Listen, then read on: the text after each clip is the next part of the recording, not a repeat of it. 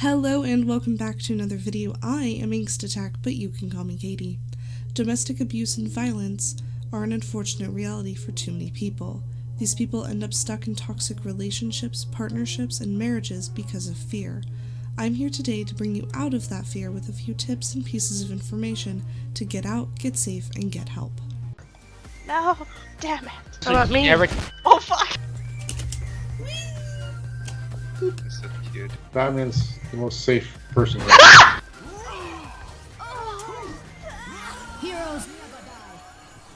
First on our list, being marked as unlisted. If you have to go and you don't have time or a chance to call a friend or a shelter, you can always find a hotel nearby. While you may fear your partner looking for you, there is a fix for that.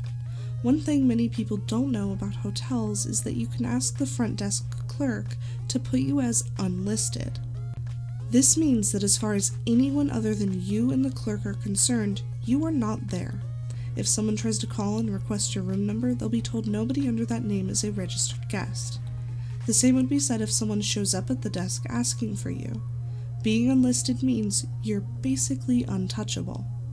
Additionally, if you do go the hotel route, having someone else drive you so that your car isn't in the lot can be very beneficial to staying hidden.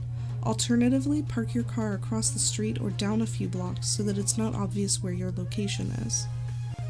Indoor hotels are also helpful as most locations won't let a non-guest pass the lobby.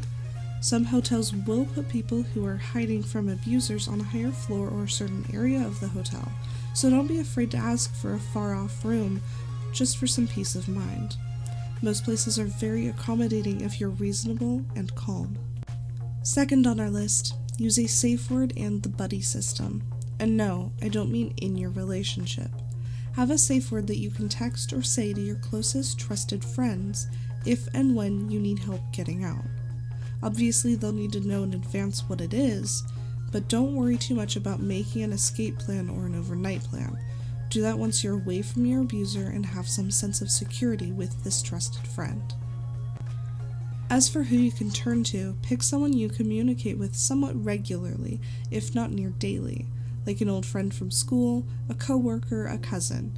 Just be sure that you feel secure with this person and that they understand your situation. Next on our list, in case of emergency, what to bring. If you have to go and you have to go fast, do not be concerned with personal belongings. You can return with a friend or send a friend to collect your trivial things later. What's most important is your safety. Worry about documents, birth certificates, passports, citizenship or immigration papers if that applies to you, any court orders such as orders of protection, money, credit and debit cards, your cell phone, keys, a license or state ID, any medication you may have, a few changes of clothing, child custody papers and documents for any children you're taking with you if that applies to your situation.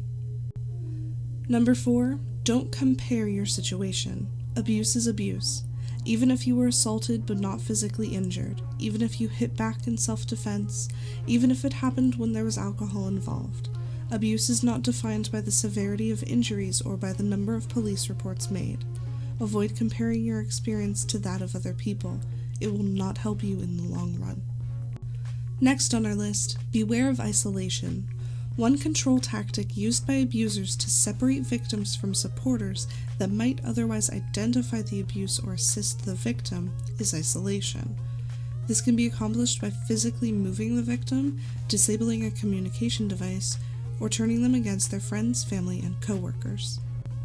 Number 6, your abuser is not your responsibility.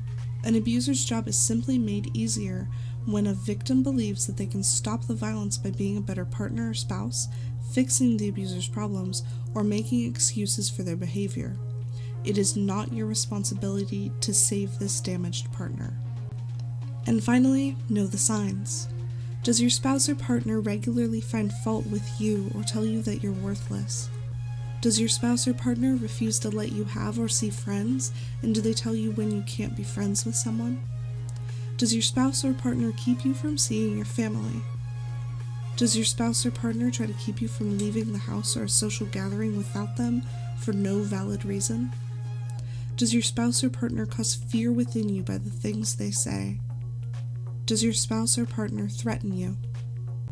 While some abusers, through proper professional counseling, can change their ways, do not trust them, do not trust their word, without an action of seeking help to change.